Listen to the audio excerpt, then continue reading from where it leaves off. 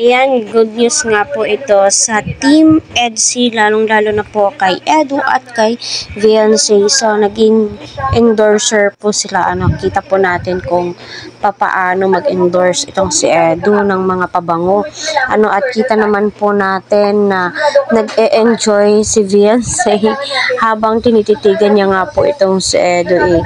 Napakakulit po talaga ni Edu, kaya bagay na bagay po talaga sila, diba?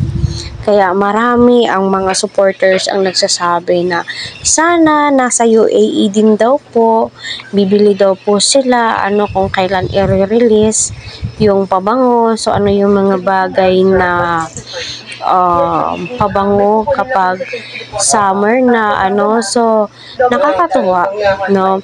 Yung mga supporters ng Team EDC po talaga ay tinutulungan po nila, no, na magka-income, no? Kasi alam naman po natin sila EDS at saka ang ibang team ay napaka-business minded. Lalong-lalo na po si Ma'am Jack, 'di ba? Napakadami po niyang ini-endorse, no?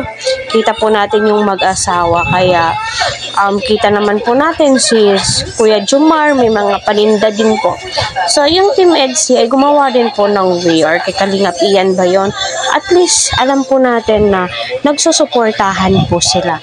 Kaya patuloy po natin silang suportahan, tangkilikin ang kanilang mga video, huwag po natin skip ang kanilang ads para sa ganun po ay marami pa pong kababayan po natin ang kanilang matulungan at kanilang malingap. So, ayan, no? Kita po natin kung gaano kasaya si Viancy na kasama ang buong team Kalingap. Kahit sino naman po ay maging masaya dahil nga alam mong nasa comfort zone ka, sila yung mga taong dahilan kung bakit napakadaming blessings na dumarating sa'yo.